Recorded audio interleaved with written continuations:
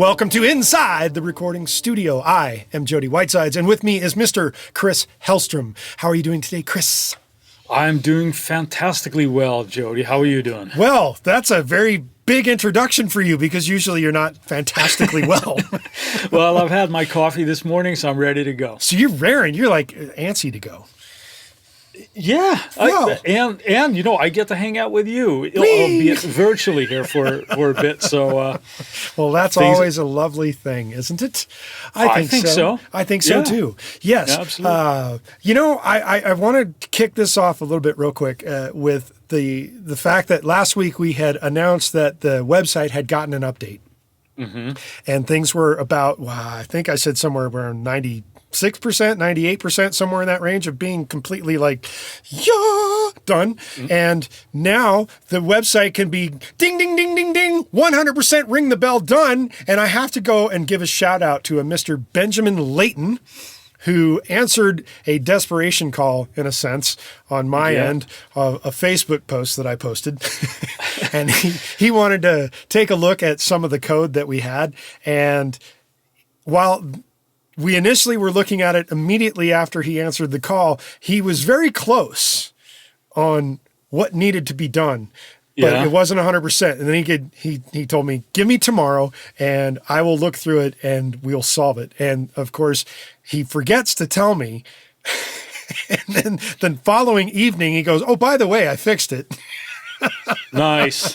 And I go and I look at the website and it's like, oh, bing, it's now exactly how we were hoping it would go. And it's lovely. It looks sharp. It loads real fast. And you should, as a listener, go to InsideTheRecordingStudio.com and bask in the glory that we have of our now completed website. Yeah. Thank you for that. Thank you, Benjamin Layton, for that. That was awesome of you. And, in addition to that, we've got the email list up and running and it's working. So that's also really fine and fancy and handy dandy. So if you sign up and you go to InsideTheRecordingStudio.com/gift, or actually you don't have to go to the gift page, but anywhere you sign up for the email list on the website, you will get a little bonus of 4 presets from Chris, and I think I did 4 presets from myself, and I might have thrown in an extra one just because. And those 4 presets from Chris are for Slate type plugins, and the presets that I gave you, which were all very organized and handy dandy collected together, are for universal audio plugins. So you get 4 of each of our favorite presets for things that we use when we do mixes if you sign up on the email list. So there you have it. Bing, bang, boom. And based on my kind of trying to do a Tarzan-y kind of thing this morning, the episode that we are doing today is all about Reverb. If you didn't actually click on the link and you just kind of started listening, yes, we are going to talk about an overview of Reverb, and we must give a nice shout out to one of our listeners by the name of Chris Bjornn, who does do mixing and some producing as well. He contacted us and said, hey, would you guys talk about Reverb? And we were like, hey, that's not a bad idea. So here we go. And we share the same name, so we had to do it. That's right. You know, Chris and Chris. So there you have it. There you go. So, and you're both kind of got Swedish last names. Bjorn's kind of Swedish, is it not? It's about as Swedish as it gets, yeah. Oh, so there you go. Yeah. So we're going to kick it off. We're going to start talking about Reverb. And Chris, do the honors, please. Reverb. I think it's one of those effects that we like to start using when we first start out in this sort of like mixing and engineering, because the effect is immediate. We can hear exactly what it is that we're doing. Like, yeah, it's really, really cool. For a second there, I thought the cat got your brain. Oh, really? No. Like, wait a minute, what am I talking about? I don't know. No, as usually, cat just got my tongue because my mind goes quicker than my mouth sometimes. But no, I think Reverb obviously is one of those things that I think it's really, really easy to overdo, but it's one of those things that you immediately hear and it sounds nice and sweet and sexy, and it can certainly do wonders for what it is that we're doing if we're doing it right. Sure. I can agree with most of that. Yeah. What can't you agree with? I don't know if it's necessarily sexy, but it can certainly give a nice shine to something. And I guess shine can make things sexy. So I can get there, logically speaking. Yeah. No, what I mean to say is, like, it's one of those things that when as soon as you slap a reverb on something, you hear the effects of that right away, as opposed to when you're trying to come to grips with how an EQ works or how a compressor works or something like that, that might not be as obvious first until you sort of tune your ears to the effect and learning how to use that particular piece of kit. Sure. That makes I think that's a better description right there. Okay. Well, I'm Much glad better. I went with that on the second try here. So, the interesting thing about talking about reverb is there's only one song that I can think of in the history of recording that I've heard where there was an explanation of all the different changes on the particular mix that you're getting, that you're listening to as the released version of a mix. Is that right? Yeah. And Well, it goes through like the EQ and reverbs and everything else. That's a Steve Vai tune. I don't remember the exact name of the song, but it's off one of, I think around probably his fourth album or something like that, where as they're like getting ready, you hear Steve come in and they like click the button. We're going down like 0.5 on the Pultec. Like, I know. And it's like it's running off all these things that they're changing for that particular mix that made the album. That's off of Passion and Warfare. There you go. Yeah. When he goes, less gate on the snare, 2 dB up on the Pultec, and we're mix whatever. Yes. We're rolling. Yeah, exactly. Yeah. So, and that's the only song that I can think of in the history of recording where they actually tell you what version of the mix and what they did to it. Yeah. Right up top. And that included, I think, reverb effects is included in that description of what they're talking. Yeah. And now I'm going to put myself on the line. I want to say, because believe me, I have not listened to that in a minute, but I want to say that he's doing mix 12. Wow. Yeah. So anybody out there, that's the gold star. Yeah. Right. Okay. Gold star of the day. Mix 12. Gold star at InsideTheRecordingStudio.com. Go out, figure out what song it is on Passion and Warfare where that is. And if Chris is right, you put 12. If Chris is wrong, put in the number and we'll double check it. If I'm right, I should get a gold star. Right? Yes, you should.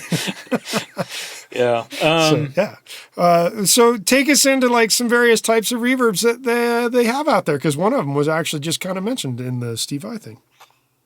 Yeah. Well, they're different, obviously, like you said, different types of reverb that end up sounding differently. And Are you sure? To my ear, at least they do. Yeah. Different types of reverbs that sound different from each other. Yeah. They have different effects. Yeah. The caffeine is working magically. Overtime? Yeah. No, it's. I'm just going to continue on with the podcast. Go on. Well, we have plates. Yes. Plate reverb, that is. Right. Plate reverb. We got room type of reverb. Yep. Chambers. Yes. Halls. Yes. Spring reverb. And today, of course, we have IRs, or impulse response. Well, that's not really a type of reverb, though. That's a recreation of other types of reverb. Yes, but I like to think of them as it's something that we have now, which we didn't have the technology to do, I don't know, what, 10 years ago? Maybe? I can't remember how... Even. IRs have been around much longer than 10 years. But one of the things I would say is maybe instead of IRs, algorithmic. Yeah. Because IRs, and the reason why I'm going to disagree with you on this is because IRs are a recreation of other types of reverb. They're not their own brand of reverb. Because an impulse specific types of reverb, yes. Right. So that's why, when you say types of reverb, I would not necessarily lump IRs into that. But I would say algorithmic is a type. Yeah, but it's also okay. kind of recreating these other 5 that you've just mentioned: plate, room, chamber, hall, spring. Right. But then, you could, if you want to go down that road, we would have to, or we could split up things that when we're talking about room reverbs and chambers and in halls. Future episodes down the road. Right. But I mean, but if that's the case, a lot of times we think of those, unless you're physically miking that type of environment. Yes. We are talking about algorithmic reverbs. We tend to think, or at least the way I think of them, it's like, okay, this is a room reverb. This is a hall. Unless it's a physically mic'd space, those are generally algorithms driven. Right, yes. Right. And that's also a very fair point. I will take that in the head or the chin, wherever we want to plant that fist. So yeah, and interestingly enough, I mean, one of the newest algorithmic reverbs that has happened in the last couple of years is the Chromaverb that Logic did. If we're logically, yeah. So anyway, so but it's kind of interesting. Well, as you're bringing that up, though, that it seems to be that, let's say, the last 5 years or so. Okay. I think we got a lot of new reverbs and products that were emulating older pieces of gear, just like we would with compressors and things like that. Oh yeah. Where it's like, okay, this is like a Lexicon 480 or whatever the happens 224. to be. Right, and we got also a lot of the IR type of loaders, right? Yes. Where we have like Space Designer in Logic, for example. 2 notes, but it seems wall of sound. Yeah, all of those, and I'm going to mention a couple later on when we talk about even Mix IR from Redwires is essentially it's an impulse response. So, but it's meant for guitar cabinets, but you can run reverbs in it. Yeah, the breadth of the scope of IRs and what we can do with it is pretty astounding, really. But yes, Altiverb. Yeah, but we're getting into like other types of reverb. So right. Let's get back to this. I was going to say that it seems like lately, the last couple of years, it seems to be a trend of recreating this sort of like less of real space and going back to a more of algorithmic type of reverbs with, the Bricasti, of course, being one of those, right? So I don't know if it's one of these trends where we're kind of following in the footsteps of greatness, like Stranger Things. But there's a throwback to a lot of 80s type of music. So the idea to recreate the sounds of those sort of reverbs seems to be on the uptick as well. So. Sure. No, and I can agree with that. But anyway, let's discuss these different types real quick of what they are and how they work. So the first one you mentioned was plate reverb. Can you describe what a plate reverb actually is? Yes. It is actually, I would say, almost like one of the first types of reverbs that we had, right? Where it's actually a suspended metal steel sheet or beryllium, a metal sheet suspended that you would send. I believe they worked in like sending a signal into it, making it vibrate, and then it was generating this sort of echo, really, or reverb. That's what we call reverb. Yes. Yeah. So it was actually a physical thing that moved and created a sound that we, found very pleasant, obviously, and. Yes, usually encased in a giant box, depending on how big the plate was. Yeah, so which tend to be fairly sizable. And go ahead. Well, I was going to say, moving on, is the room reverb is pretty standard. One would think is you have whatever size room and shape room that you have, and you throw a mic up in there, and you throw a speaker up on some other portion of it. And you run the sound through the speaker, and you have the mic pick up the sound on the other end, and it picks up whatever's happening inside the room. And that's another feature of a reverb. In fact, if I'm not mistaken, Frank Zappa had a very hall. He had a hall in his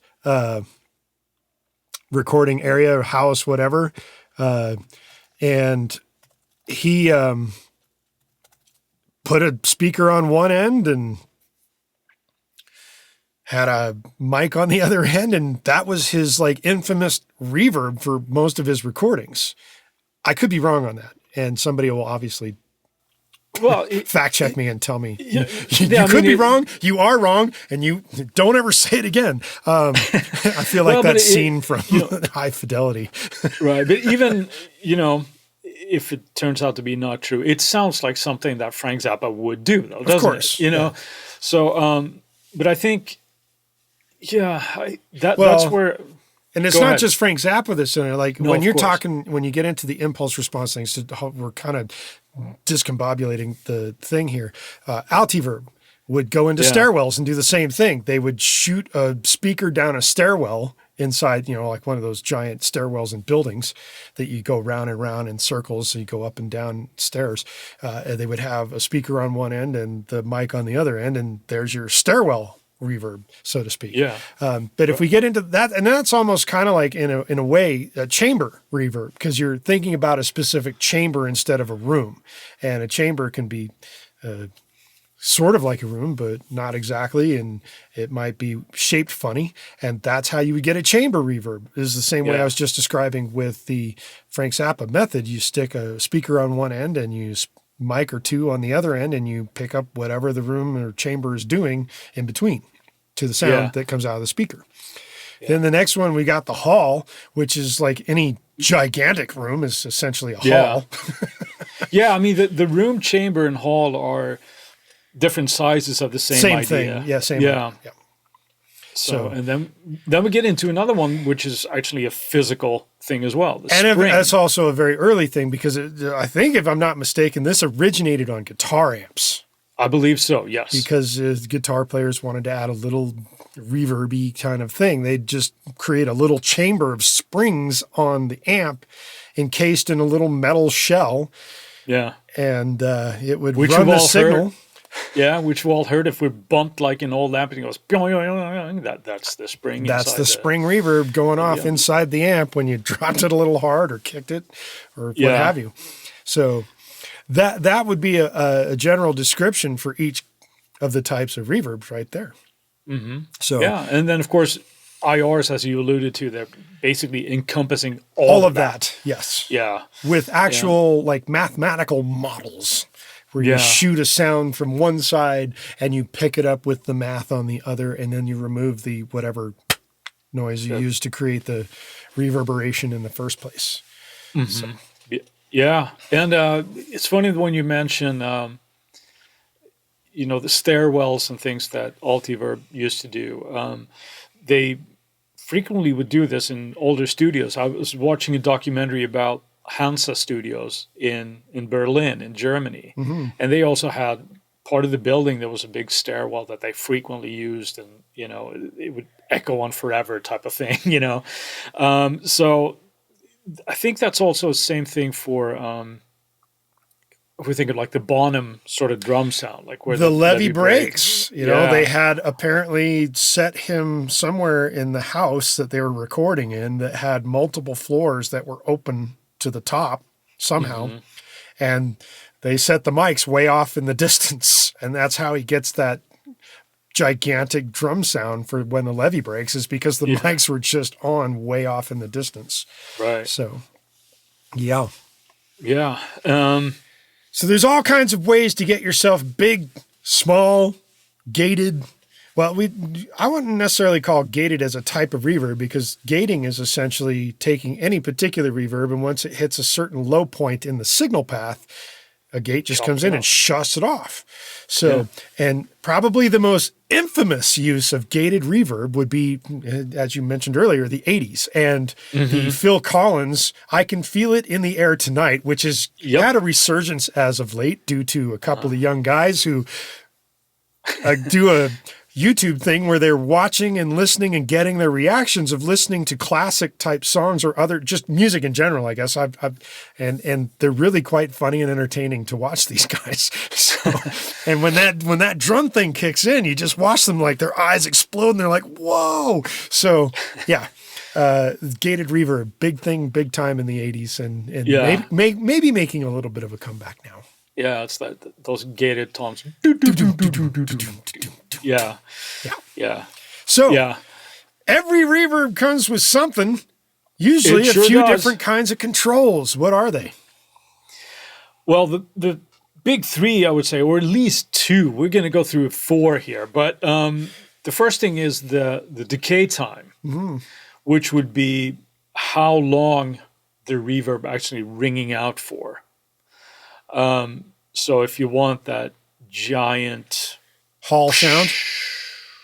that's a longer thing. If you want just a little bit of a slap, if you will, just like, or a little bit of an ambience, you might dial that back a little bit, get it shorter.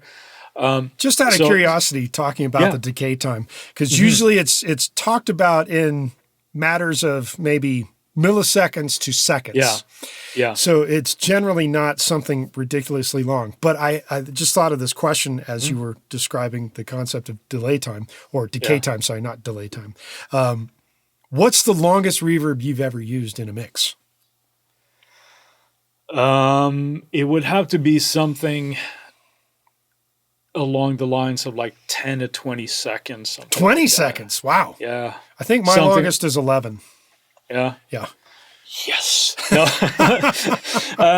No, I don't know, but it's one of those like really long ones where it's like, it sounds like Taj Mahal. It's like, or, there's another reverb I'll mention later, but some of the new stuff from like Black Hole from Eventide and all this kind of stuff, where it just, more of an effect type bass than placing it anywhere else. But yeah, probably something like that. But that would have been probably on a hit somewhere.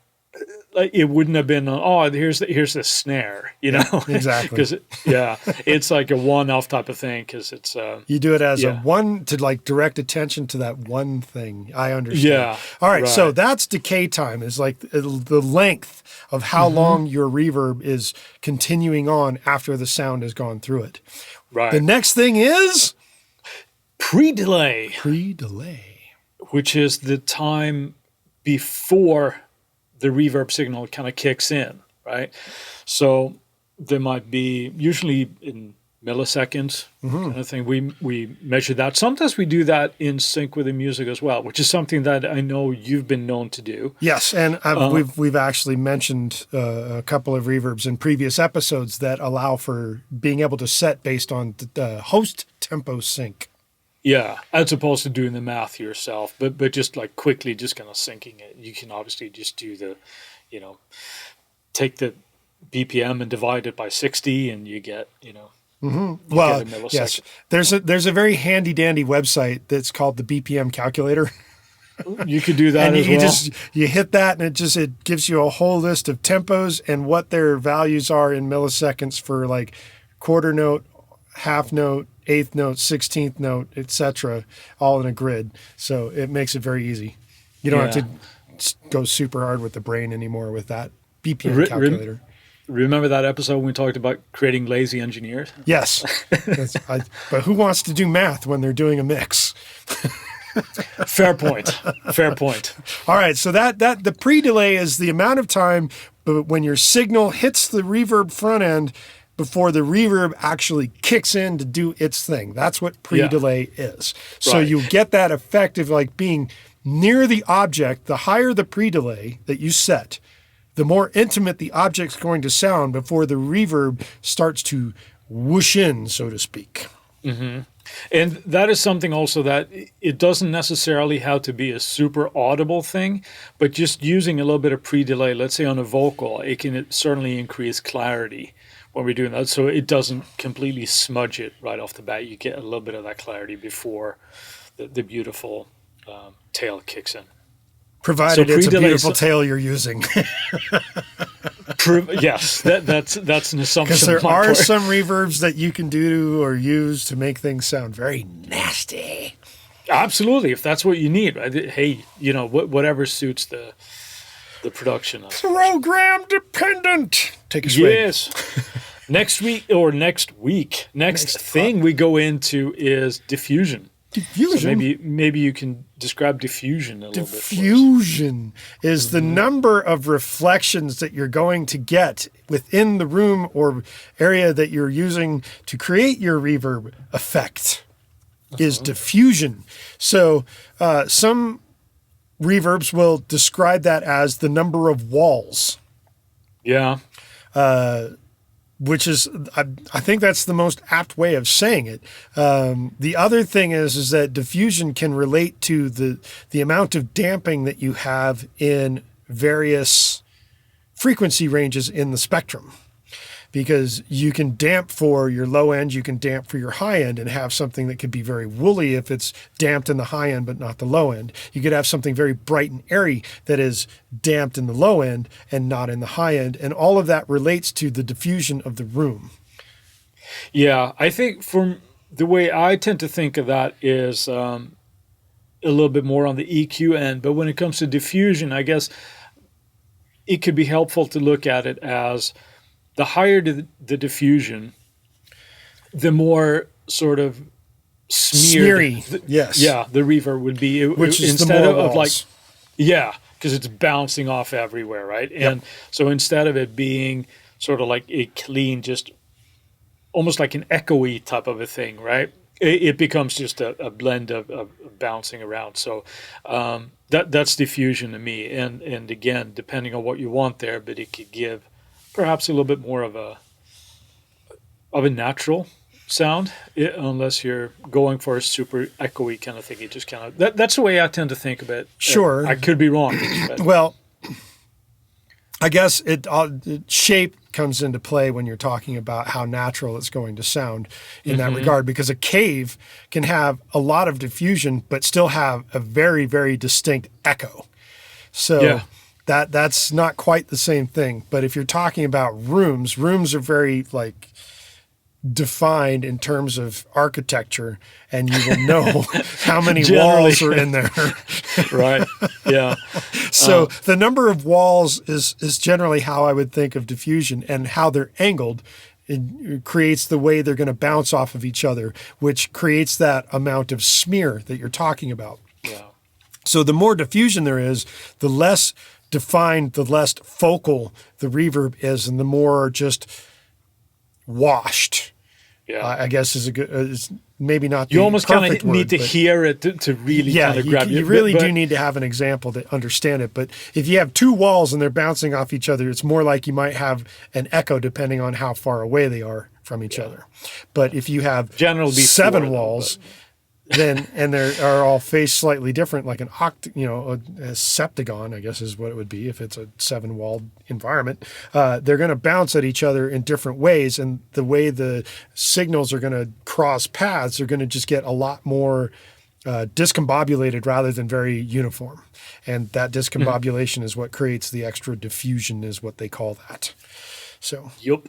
And as I was kind of describing before, how things are damped within the environment is, as you were saying, maybe a little bit more controlled with EQ. However, if you're in a real room and you're damping with things such as like the thing I've got behind me and the things that you have behind you, which are sound baffles, they will control certain aspects of the sound to reduce the amount of slap and echo and diffusion that's going on in the room.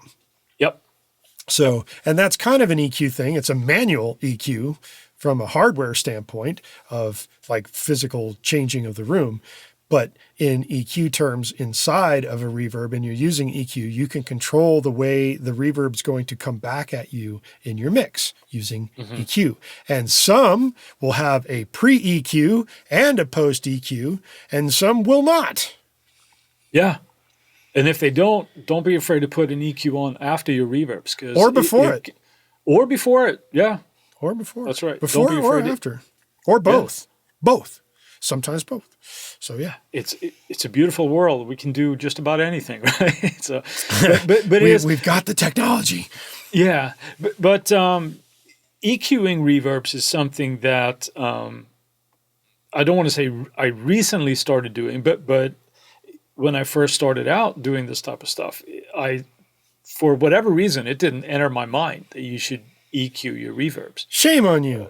I know, right? There was Horrible. a time, I think that goes for everybody. I don't think there's a point where any mix person is actually like, yeah, you know what? I've been using EQ the entire time. Doesn't matter. I knew it from the get-go. Bullshit. Somebody taught you to do that, and they gave you an explanation as to why. And the why is that you're trying to control the vibe and the environment of the reverb and how it's affecting the mix. And if you have something that's a very dark kind of sound that's down here or covered up, and you're running it through another really dark reverb, that's going to affect the mix, and it might make your low end or your low mids really woolly and sound awful coming out of most speakers. Whereas if you have a sound like this and you want it to sound like it's got some space and you EQ all this area out and you just let the high end of the reverb flow through, you'll give it a little definition of where it is in your mix. So there's a good reason to be using EQ, but this is not necessarily the episode that we're going to discuss for all of that. And before we move on to our next bit of discussion about reverb, we're going to take a moment for our sponsor. And now we're going to get into the uses of reverb. And you're going to kick it off because you're going to tell us what? Well, I'd say the first use that I think most of us kind of think about is to kind of sweeten up a sound, to make it sound more pleasant. Like if you add... So are you trying to equate reverb to sugar? Yes. Or honey or molasses or brown sugar or whatever it is? Yeah, Sweet and low? sure. Yeah. Oh, man, what if we started making references to reverb as the different types of sugar? What kind of reverb is sweet and low? Yeah. Sorry. I'm not even going to go there. Okay. Not to be confusing, but this is the sweet and low of reverbs. Yeah. It'll give you cancer. But Don't listen. But the most obvious thing is, I think, for vocals, right? We can get something to sound like very intimate by not having any reverb on it. It can be very aggressive, very in your face. But if somebody is singing, let's say that you have more of a ballady type of thing, not to lean on the 80s here too much, but you might have a nice plate on that to fill out spaces, and it's just, it's sweeter. It just sounds nicer. Gigantic. Yeah, it could be gigantic. And all those, mixes in the 80s where everything was so wet, we needed to listen with snorkels on. Right? So, That's a funny reference. I like it. Yeah. But that would be the first go-to thing. And it could be drastic. It could be just very subtle. Like one thing that I do quite a bit is, in my mix template, go back to last week. And last week's episode. I tend Tuesday to have, tip. Yeah, I tend to have a ambience type of reverb. Yes, you said that's actually in your template. Yeah, like it's in my always template. There. And so it's usually like just a small room just to create some ambience. And sometimes I will just send a little bit of guitar to that, just enough that if you mute it, you would hear that it was gone, but not enough to like, ooh, that's a lot of reverb on the guitars. But it can just kind of emulate that a little bit of the guitar actually being in a certain space while it's being recorded, even if I'm, DIing or using, You're creating that artificial environment for where things are sitting in a mix. As placing the audio in space, using some reverb to give it that dynamic feel. Right, which brings us into the next point, why we would use reverb, which would be placing the audio in a specific space, like you mentioned. So what are some examples how you might do that, or how you might go about thinking about those issues? You mean thinking about the issue of like creating the space? Yeah, or what sort of like creative choices would you make doing that? What would you think about? I'm trying to put this into my vocal. I want it to be in this kind of space. Would you normally go for like a hall? Would you go for just a room? How would you? Some of those artistic decisions that you do when you're mixing? Okay. Or do you even think about that? Oh, no. A physical place? I very much think about this stuff. I'm just trying to think of like how not to suddenly go off for 2 hours about it.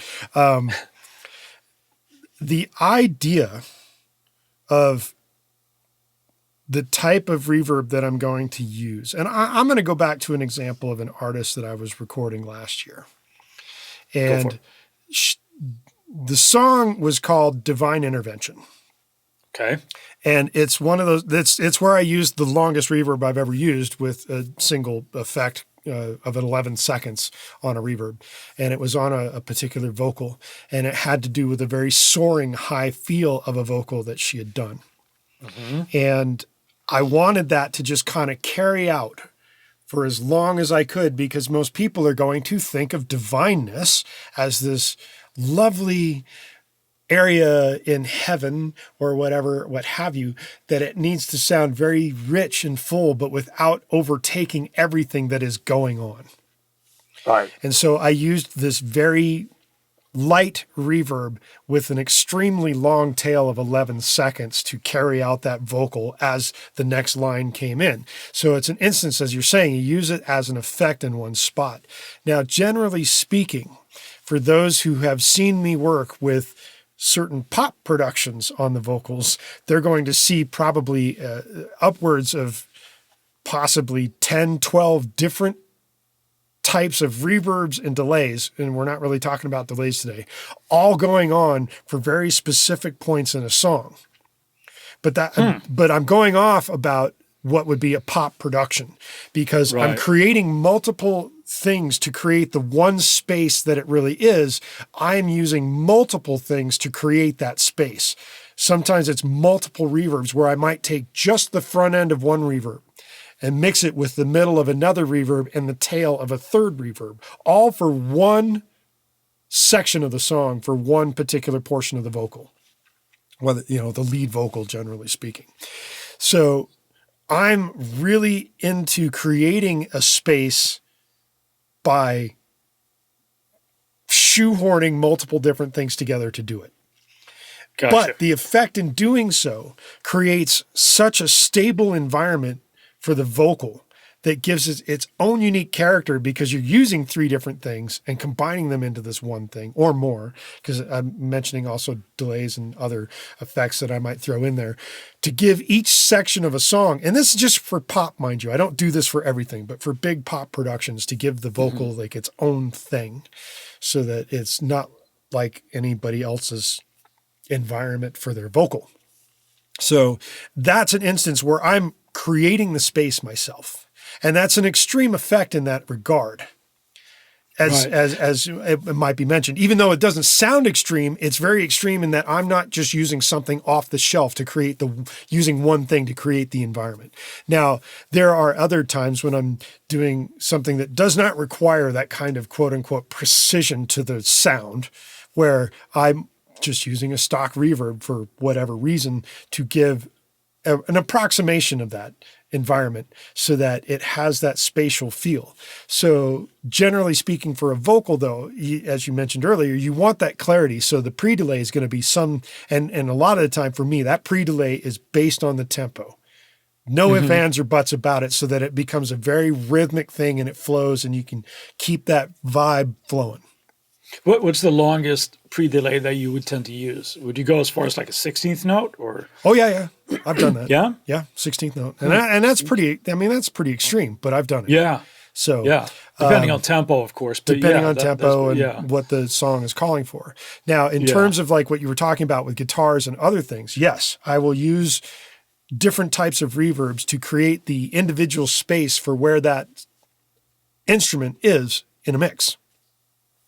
Okay, so outside of the lead vocal, then yes, it sounds like you're a little bit more concerned. Like, okay, I want this to sound like, let's say the band, if there is a band, is playing in a certain space, and that, I'm assuming that would be more often than not a room type of a thing. Could be, yeah. Okay. So, all right.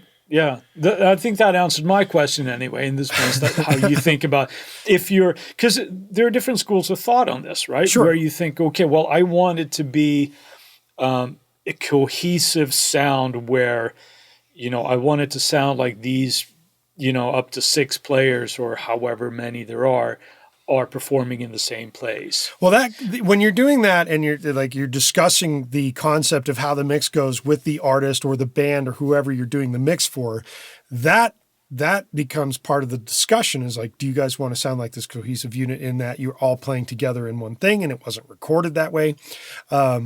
Or, again, like I said, pop is a very different beast. Because it requires, in my mind, a very different mindset of how you're going to approach using reverb.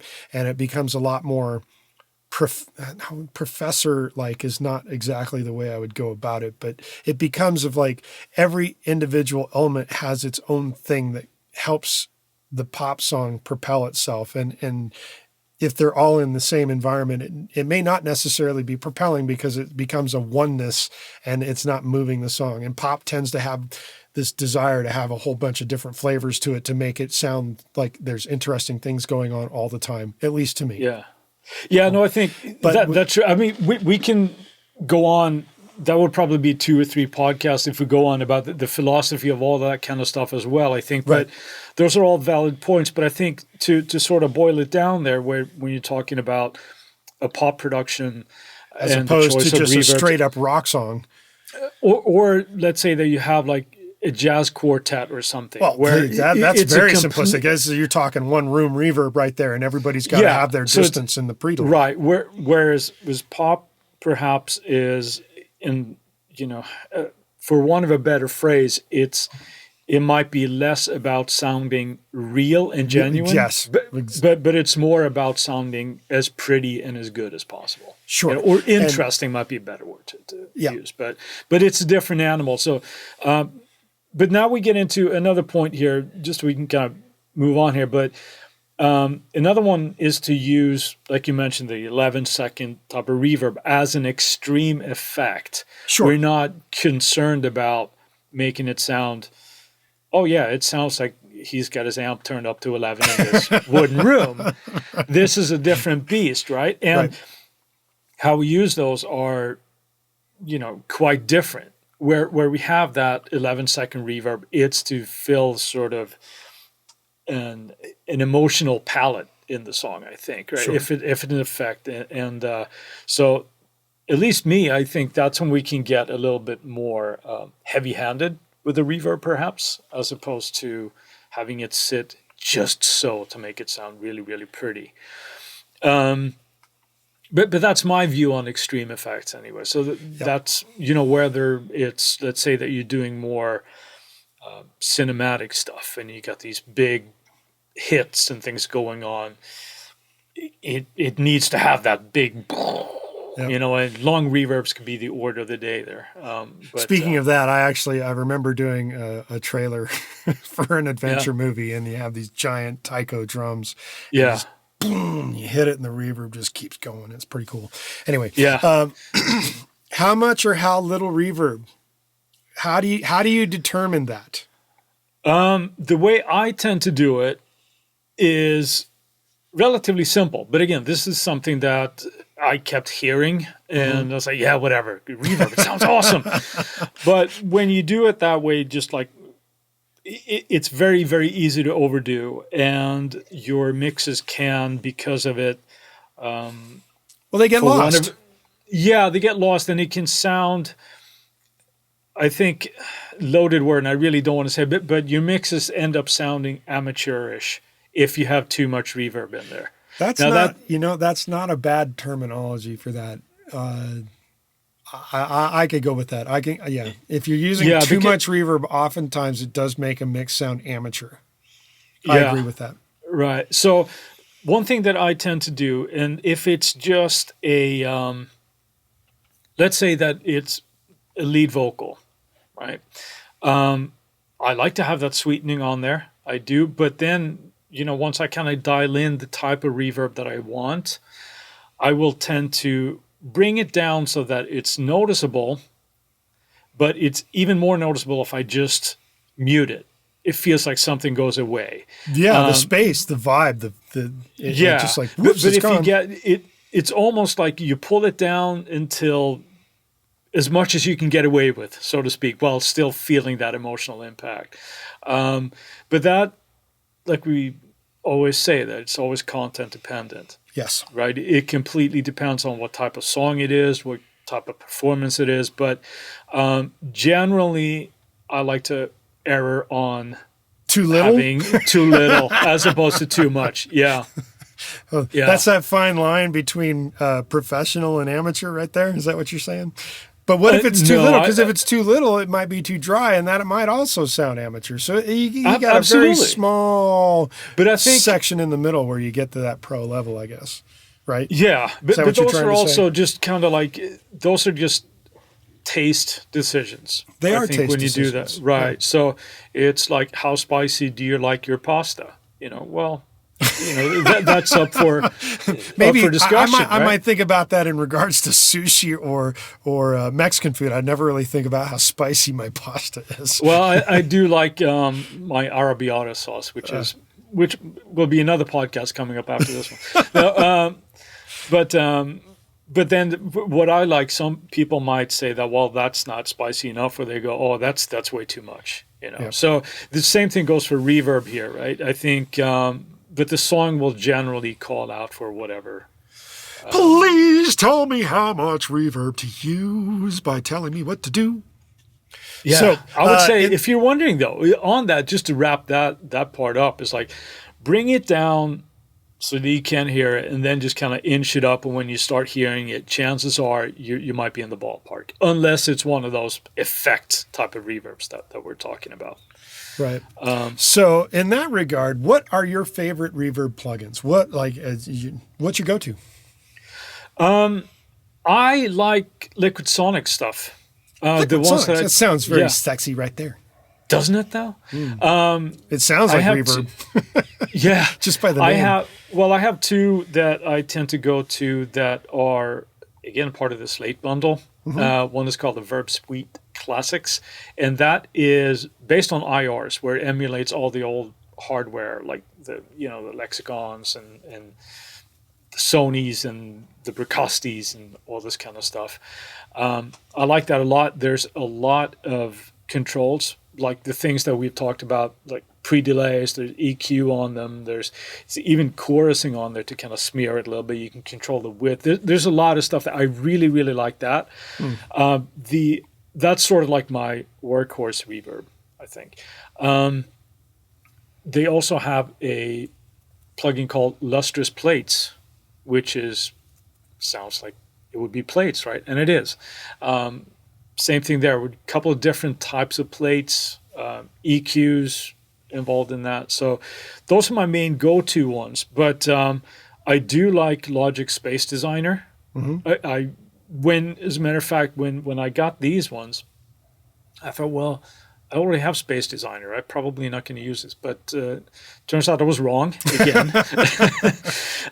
So you like the workflow of the Liquid Sonics is what you're saying? Yeah. And it's one of those things where I have maybe like a handful or so that I tend to go to that are always just kind of working. So if it ain't broke, why fix it type of thing. So I like those. But I do like,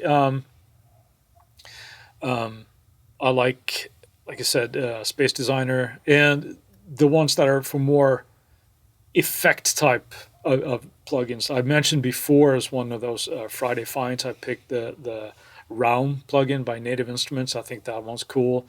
Valhalla Reverbs have some great stuff. Mm-hmm. I'm not as big of a user as the Chromaverb as I know you are, but I do like the Neoverb. I like that one, iZotope. Yes. And I mentioned them again and again, but the Eventide reverbs for more effect type of stuff, it's absolutely brilliant. So that was a lot. That was a long list. Yeah, you kind of went off there. yeah. Sorry, I got very excited. But what about you? What are your? It depends on what I'm mixing in. If I'm mixing in Logic, it's one set. If I'm mixing in Luna, it's another. Sure. And generally speaking, if I'm mixing in Logic, more often than not, I'm reaching for that Space Designer because it works in two different ways. You can use it with IRs and you can use it algorithmically. So it's very, very handy, capable reverb is Logic's Space Designer. Now, aside from that, depending on the instrument or vocal, vocally speaking, a very good deal of time I'm using the Lexicon 224 because that just, man, I don't know what it is about that sound, but it just defines vocals in such a wonderful way. So it's very rare that I don't use that on a vocal. Very rare. In recent times, Reverb has become another reverb that has really gone up the ladder of like, I will just grab that because it's quick, it's easy, it has an AI that works very well if you want to just try something out. So, and it sounds good. and it sounds good on top of that, which is a really nice thing. Another one that I tend to go to when it comes to Logic is not Chrome Reverb. I do use that on occasion. Don't always use that. But Shimmer Verb is also climbing the top of my list for a lot of things. And it's a little bit beyond a normal reverb. And it's an eventide reverb. But it does some really wonderful things when it comes to the concept of what you can do. And the idea of shimmer is very aptly named. Yeah. When it comes to mixing in Luna, I will often use the Mix IR plugin to load impulse responses of reverbs that I want. If I know the impulse response, whether it's a recreation of the Bricasti because there's some impulse responses of Bricasti, or if there's a specific hall or room that I want, I will load it into the Mix IR to use it that way. But on the Luna side, also still sticking with the 224. And Reverb climbing up those charts. So, but what I don't get is Space Designer. And that, unfortunately, is something that I miss. And I hate that, that it's Logic only. And I have to miss that. That's like the real bummer to me, you know?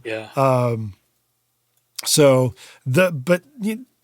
a lot of the eventide ones are very good in terms of, as you said, the effects, because they're effects more than they are straight up reverbs. But they do have some great straight up reverbs, like the the SP 2016, really nice room thing that allows you to move up to 3 mics around in that room to create yourself a very, very different visual based on where you place those mics and whether or not you use all 3 or 2 or 1 of them. So if you want something really real, that's a really nice reverb to use in a realistic type setting, right? So I think that's where I would cut it off because I could just start going on more and more about it. No, I'm with you on that. It's because there's so many, aspects to it, right? Or why we would use it. But I find myself, at least at this point, with a mindset of, I have a few that I really like, and I tend to reach for those more often than not. Much as I tend to go through the same thing, whether it's EQs or compressors, that I'm sticking with this right now, and I'm doing them the best I can. And then when I feel that they don't suit me anymore, I'll explore other ones. Sure. So yeah. Are we wrapping the bow on this at this point now?